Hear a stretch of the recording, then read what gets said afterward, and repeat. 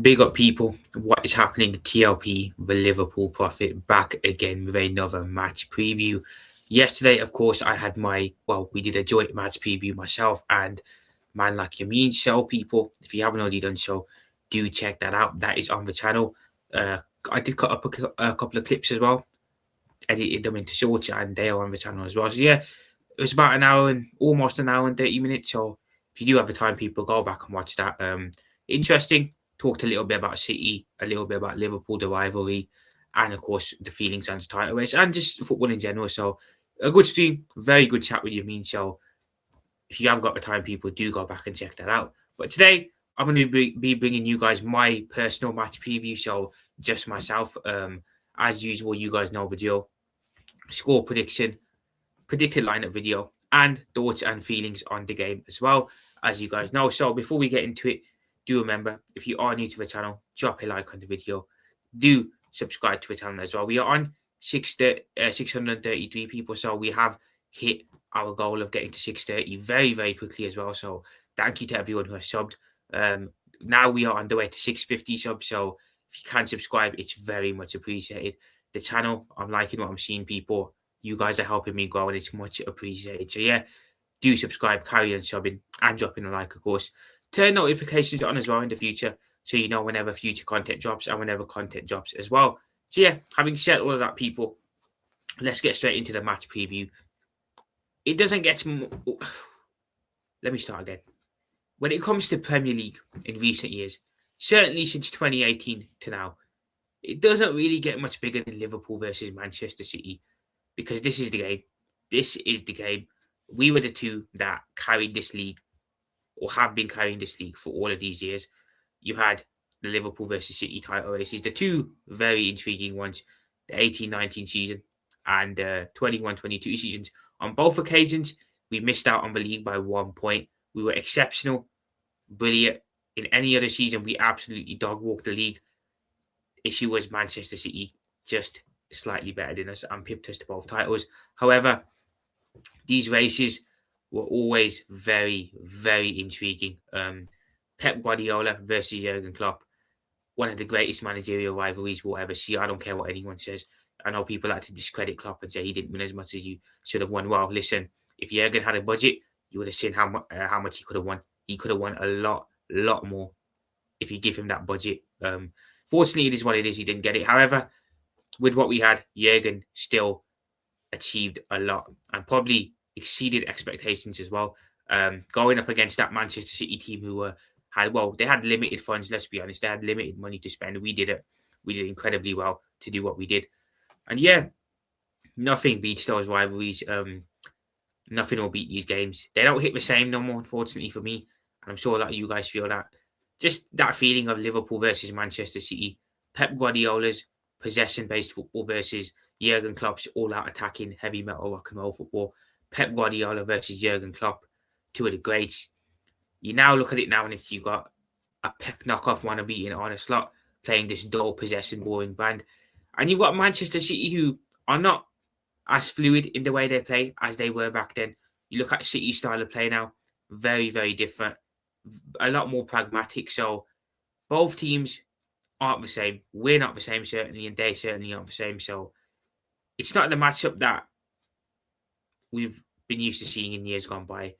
It's probably deflating as well, because this is the first time that I've gone into a Liverpool versus Manchester City game and I'm feeling a little bit underwhelmed. Not so much excitement, not really up for it. And that's mainly because of how bad we are. But I've also been surprised at how poor Manchester City are. Manchester City last year, of course, had a very, very, very terrible year. Last season, I actually predicted City would win the league comfortably. I said with us losing Jurgen and Slot coming in, I think it would be a transition year for us. I did say Arsenal would probably challenge again. I thought last season the title race would be between Arsenal and City. I didn't think we'd be anywhere near it. Obviously, circumstances happened and we won it, which is happy days. But I felt last season City would have a pretty comfortable road at winning their league, getting 5 in a row. But they didn't. I don't think anyone could have seen that Manchester City downfall coming the way it did. In the end, they still finished third.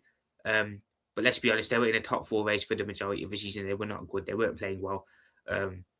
Pep Guardiola was really, really struggling. You could see it as well. He didn't really look as upbeat as usually was. He was struggling mentally, physically. He had on off the field issues as well. So I do have a little bit of I do feel a little bit for them, but then again, with the amount of times they beat us to titles, I would be lying if I said I didn't feel a little bit of enjoyment from that. But they had a poor year.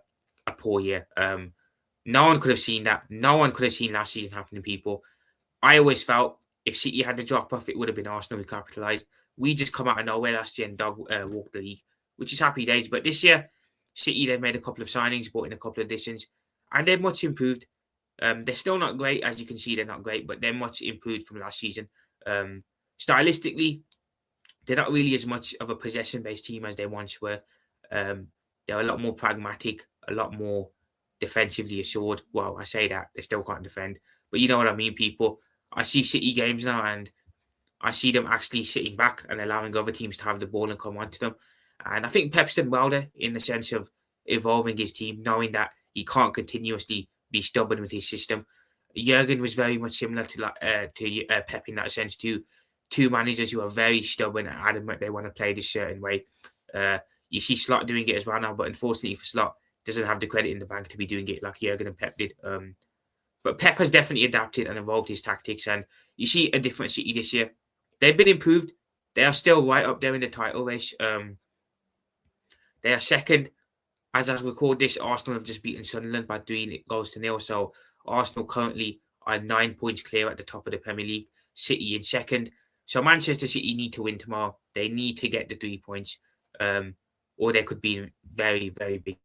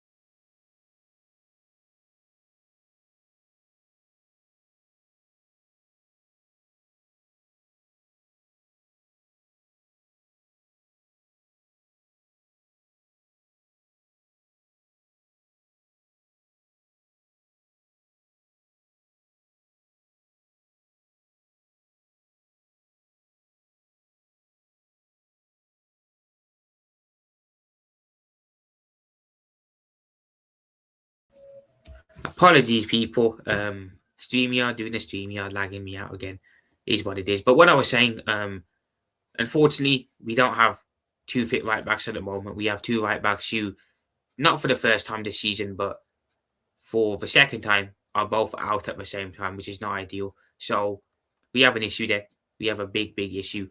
I mean, Soboslai will probably play there or Jones. And while they can do jobs there, while they'll, I'm sure, more than happily be happy to fill in there to help the team out, it's not something I like to see personally. But other than that, we all know the injuries, Isak, Leoni, and that's it really, people. There's no one else out.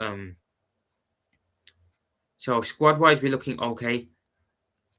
City, I'm not sure what their squad's looking like going into this game. So yeah, yeah, they're coming off the back of a 2-2 draw against Spurs last weekend. Who, let's be honest, they should have won that game. Spurs are not a good side. I watched them earlier today. They got absolutely battered at Old Trafford. So City should have gone and won that game, and they didn't. Recent weeks, their results have been shocking, and I'll bring their results up in a minute. But I look at Manchester City's record, people, when they play Liverpool at Anfield, and this is the reason I don't think we lose tomorrow, purely because of this. I know you can say it's stupid, etc., but this is why I don't think we lose tomorrow. I look at Manchester City's record at Anfield. They have not beaten Liverpool with fans in the ground since 2002. You heard that right, people. The last time City won at Anfield with fans in the ground was 2002. That is mental. That it's been so long since they got a win at Anfield. Now, granted, they did beat us in the COVID season, but that was without fans in the ground, which is why I said with fans in the ground. And I know a lot of people don't really count the COVID season results, so they haven't won. They haven't beaten us since 2002 at Anfield. Prime peak City teams have come to Anfield and been unable to win. 2018-19, 21-22. Peak City teams have come to our ground and they haven't been able to win. Even when we were poor people, 17-18, 16-17, they couldn't win at Anfield. Pep Guardiola could finish his reign at Manchester City having not won a game at Anfield against Liverpool, which is mental. You know, I know they won in the COVID season, but people don't really count that, so I'm not going to count it either. So for that reason alone, people, I think Liverpool will be up for the game tomorrow, and I don't think we lose. However, records are there to be broken, and Slot this season has broken all of the wrong records. So would it surprise me if he broke this record as well and gave City the win, or City get the win? No, it wouldn't. But I'm hoping that the dark magic will kick in again, and City at Anfield will do their usual thing where they panic and don't get the 3 points and don't win, which is why I feel we get a result. Even in years where we were poor people, like I said, in 22-23, the year they won the treble, they still didn't come to Anfield and win. We beat them 1-0. So it's definitely their bogey ground, and we are definitely their bogey team at our ground. At the Etihad, I think vice versa. They struggle at our ground, we struggle at their ground. We hardly win at the Etihad. Last season was an anomaly because of how bad they were. We don't win at that ground. We don't win at that ground. The reverse fixture City absolutely tore us a new one at their place. 3-0. Deservedly so. Doku had a field day. They were all over us. So tactically, Slot, I think, approached the game at the Etihad wrong. City, we should have played our game. We should have gone for them, and we should have gone for the jugular instead of sitting back, which is what Slot did, and allowing City to dictate the game. This time around, he can't afford to make that mistake again. We are fighting for our lives in the top 4 battle at the moment, and we're the ones who are looking like we're going to miss out on it. You know what I'm saying? Chelsea and Manchester United are starting to pull away from us. They are. I believe Manchester United are currently 5 points above us. Chelsea, I believe, are 4 points above us as things stand. So they're starting to pull away, people. And our next 2 games are City at home and Sunderland away. Sunderland, who haven't lost a game at home all season. We are the ones who are going to risk or not get Champions League. I think Chelsea and United will get it. And we're falling further and further behind them as the games go by because of our inability to drop points, to win games. I'm telling you, they've both gotten rid of their managers. Chelsea got rid of Enzo Maresca. Manchester United got rid of Ruben Amorim. They brought in Carrick. Chelsea brought in Liam Senior. They've both had manager bounces, and they're both right up there now at the top of the table, riding on their manager bounce. Why aren't we doing the same thing? Instead, we want to stick with Slot because we do things differently. Get out of here. If we brought in an interim now, I'm sure we'd be right up there as well. I'm sure our morale would change. We'd get upbeat again. We're playing a very dangerous game here, people. Our owners are playing a very dangerous game here because I think we're going to miss out on top 4 if we're not careful. I'm already not confident as it is. While I might be confident we don't lose tomorrow, Sunderland midweek, not confident for that game at all, especially with their home record. So we have a problem. Chelsea won. United won. Now we have to win. A draw is not good for us tomorrow. A draw just takes us further away from our 2 rivals. We need to win. Manchester City, obviously chasing Arsenal for the title, now 9 points below them. Need to win. Both teams have to win this game. So both teams should really set up to go for the other. And I swear to God, if Slot sets us up pragmatically, I'm going to lose my mind because that shows he didn't learn anything from the reverse fixture. I believe Pep will go for it. He'll do his usual thing. Maybe Pep will overthink because, in big games and at Anfield against us, he has overthought in the past. So maybe he'll do something a bit mad to throw us off.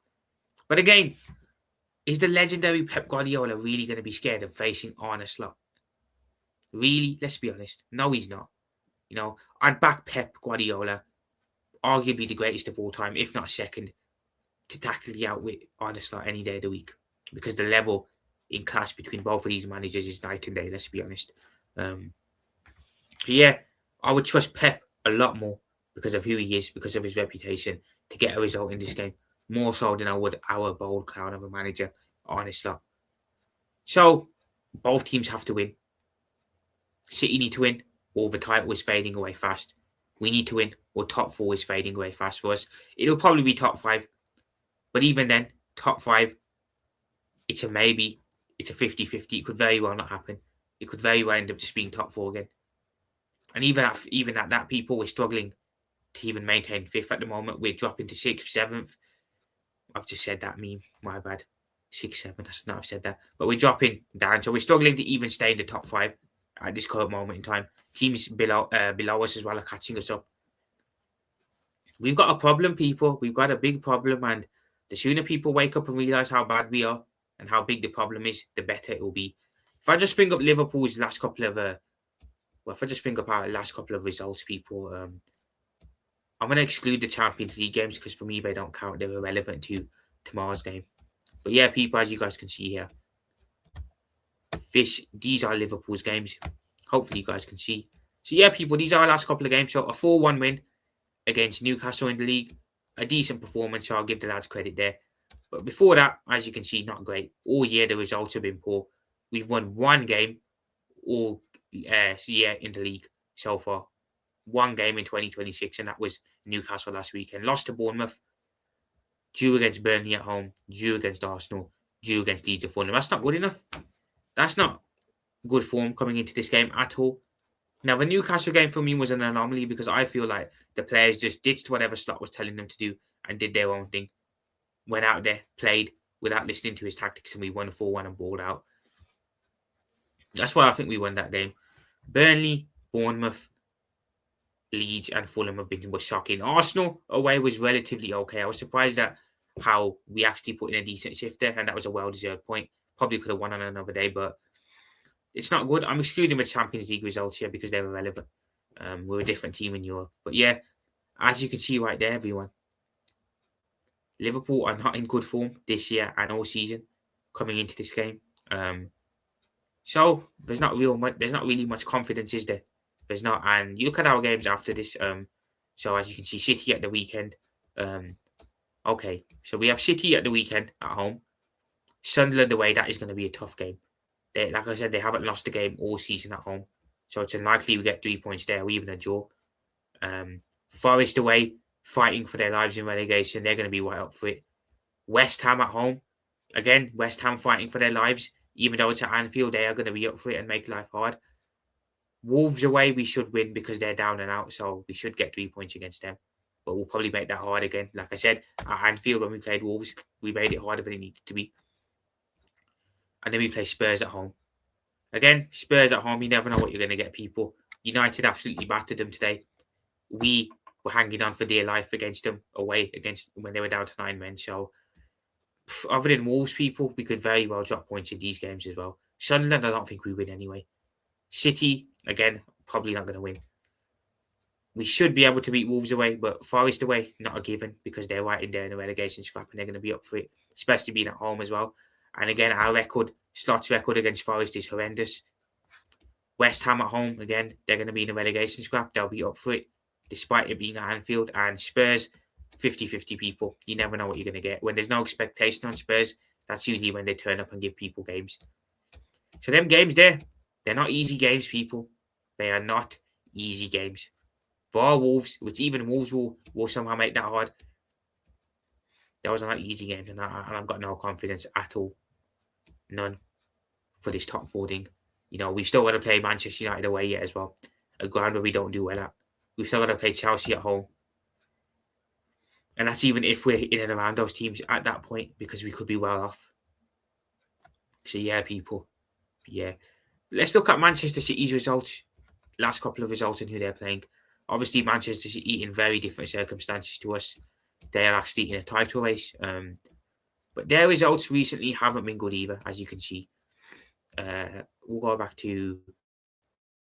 Yeah, we'll go since this game here. Since the West Ham at home 3-0, which is when they were looking really good. Forest away too. Since the Forest game, I'll be honest, City's form has really fallen off a cliff. 3-0 West Ham. 3-0 away against Palace there. Beat Brentford as well. And then beat Forest. This is when we all thought, okay, City will win the league. They'll pip Arsenal. They'll get them. But since then, as you can see, City's results have massively fallen off a cliff. Sunderland away 0-0. Not a bad result considering how good Sunderland's home record is, so you can take it. Chelsea at home 1-1 again. Chelsea had a caretaker manager, people. City really should have won that game. No excuses. That's a bad draw. Brighton at home. Again, Brighton are a decent team, but they should have won that. We beat Brighton at home.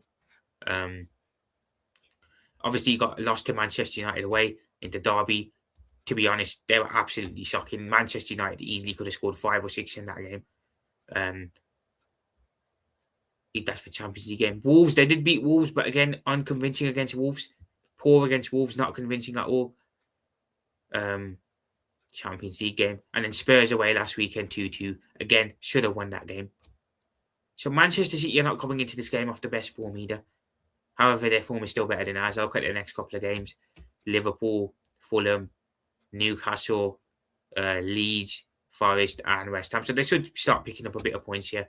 This isn't exactly the hardest one on paper. They should get a couple more points here. So I think they will start picking up after tomorrow's game. But yeah, their form has really dipped as well recently, which is surprising. Very surprising. So yeah, they don't get 3 points tomorrow, people. I'll be honest, it could be at the end for the title because 9 points is a lot. And this City team don't exactly look like they have the willpower to chase Arsenal down. City teams in years gone by, I would have said 9 points is nothing, they'll catch them, but I don't feel that way about this City team. I don't think they're built like that. I genuinely don't think they're built like that. So it'll be interesting seeing what happens, people. Interesting to say the least. But yeah, having said all of that, I now wanted to move on and give you guys my predicted lineup for tomorrow's game. So you guys bear with me. Just bring you guys up the predicted lineup. So it's not too different from the lineup that I picked against Newcastle and the one that I usually pick in general anyway, because this is usually what Slot does anyway when it comes to lineups. So yeah, hopefully you guys can see this. Get to that. Sorry. So yeah, people, that is my lineup for the game tomorrow against Manchester City. Just to run you guys through it. Alisson, Becker in goal. No surprises there. Best keeper in the world. Donnarumma can go do one. Look, I'm not saying Donnarumma's not a good keeper, but the amount of City fans that I'm getting saying he's the best keeper in the world, no, he's not. No, he's not. Alisson's been around longer than Donnarumma. Done it on the bigger stage longer than Donnarumma. Donnarumma, respectfully, only came on the scene 2 or 3 years ago. He's not better than Alisson. He's a very good keeper, and he's definitely an upgrade on Ederson, I'll say that. But come on, Alisson is still the better goalkeeper out of those two. So yeah, Alisson in goal. Obviously, he missed the reverse fixture. Big miss. We conceded 3 without him. Good to have him back for this one. And again, he's been here really since 2018 when the City rivalry began. So he's one of the players that will know what this game means. Moving to right back. Like I said, no fit right back available. No Frimpong or Bradley. Hence why I think it will be Dominic Szoboszlai covering in there. Again, I hope we can get a right back as soon as possible. I hope Frimpong can get back as soon as possible because, yeah, it's a problem when we don't have anyone available on that side. A big, big, big problem. But yeah, Szoboszlai at right back, I'm sure he can do a job. But against City, if there's one game you don't really want to shoehorn a player into, it's this one. City at home. So yeah, centre-back pairing, Virgil and Ibu. If Ibu could even put in half of the display that he did against Newcastle, where he was immense, I'm confident that we can keep City out and Haaland quiet. Haaland traditionally, anyway, doesn't usually have a good game against Liverpool. Virgil usually has his number. Even Ibu does well against him, so we need Ibu to step up again and put in a good performance. Fingers crossed. The left back, Milos Kerkez. I would put Robbo in for this game because Robbo, again, he knows what the City rivalry is. He's been here since the beginning of it. So I put the experience in, but the manager is a clown and he'll go with Kerkez as usual. So that's the back 4 people. Moving into midfield, I've gone with Ryan Gravenberch and Alexis McAllister and the double pivot. Jones would do well in this game. We're probably going to need a little bit of fight, a little bit of desire. There's probably going to be a little bit of spark on the pitch too between our players and their players. So you need someone who's got a little bit about them, grit. But again, the manager doesn't really seem to favour Curtis Jones. So I think it'll be Alexis McAllister playing next to Gravenberch again. Maka scored 2 goals against Karabakh. So again, looking better, but still well off the chart and well off the pace of where he needs to be, really. So that's a double pivot. Moving up top, it will be Mohamed Salah off the right wing. Look, again with Salah, I hope he understands the importance of this game. He should, because like Alisson, like Virgil, he knows what this game means. He's played in it down the years. He scored vital goals against Manchester City too, when it means a lot. So I hope Salah can turn up for this game, and I hope he does, because it's Manchester City at home. Again, he knows what this game means to us, to the fans, to the club, to the players. He knows what it means. Again, but he's not been good. He was non-existent in the reverse fixture at the Etihad. Been very poor this season by his standards, and he'll know that. So he'll play because of who he is, and I believe the manager's too scared to drop him again. But we need better from Salah, and hopefully, I'm just running off of pure hope now that he'll put in a good performance. Although I think it's more likely he ghosts again. Off the left, Cody Gakpo moving on. Don't want to even talk about that guy. He's going to be absolutely infuriating to watch that guy play again. It will be. So don't even want to talk about that guy, to be totally honest with all of you guys. So we'll leave that. Forget about him. We know he's going to play because he's one of Star's favourites. And yeah, we need better in the summer, so we have to upgrade. And up top, Hugo Ekitike, the main man from last week who stole the show. These two here, people, Wirtz and Ekitike, like I said, there seems to be something about these two. They have a very, very, very good connection brewing between them. Like I said, very, very reminiscent to Torres and Gerrard. I won't go that far yet because those two are legends and these two have only just arrived, but they've really developed a good partnership and a good understanding. Wirtz got a goal last week and an assist for Hugo's goal, and Hugo bagged the brace. These two are a bright spark. They're really developing something special. And against City, if they can replicate what happened against Newcastle, we'll definitely get some joy against their defence, because we know City defensively as well are not great. Very similar to us. Not as bad, of course, but they do leak goals, even with Mark Guehi coming in. So if Wirtz and Ekitike can link up well again, I believe we can get some joy. Salah, if he has a good game as well, mixed in with these two, again, I'm confident. And then Gakpo, despite not being great, he's always okay for a goal, I suppose, out of nowhere. So if our forwards are on it, we can definitely cause their defence problems. But equally, if their forwards are on it and our defence isn't on it, they can cause us problems too. So I look at it both ways. So yeah, that's the team, people.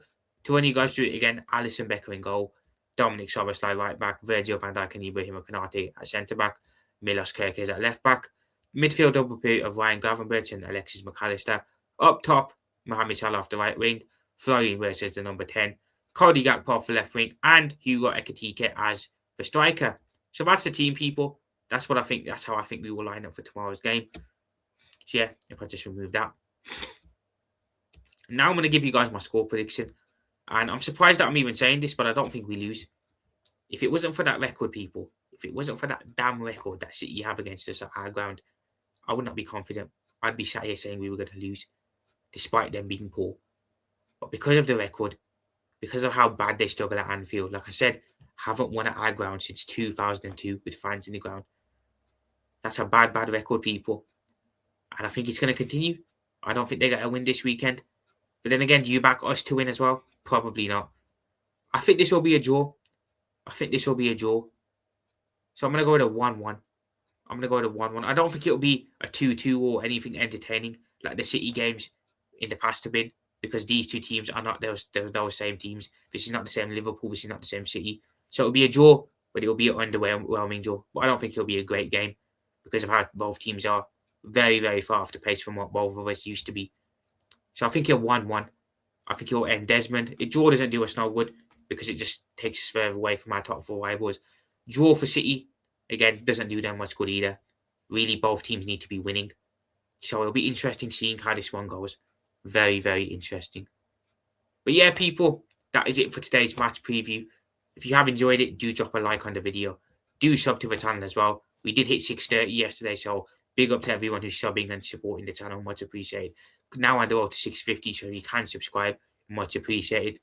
Turn notifications on as well on the channel so you know whenever future content drops. And yeah, I'll be back tomorrow with my match reaction after the game. I might have a joint match reaction with Yamin as well, depending on if he's available. So stay tuned for those. But yeah, people, let me know in the comments your thoughts on tomorrow's game. Let me know your predicted lineup and let me know your score prediction as well. Let me know everything down below. Having said all of that, I'm going to head off, people. See you guys tomorrow in the match reaction. Speak to you all soon. Big up to you. Big up to all of you guys. TRP Liverpool Profit out. Speak soon. Bye for now.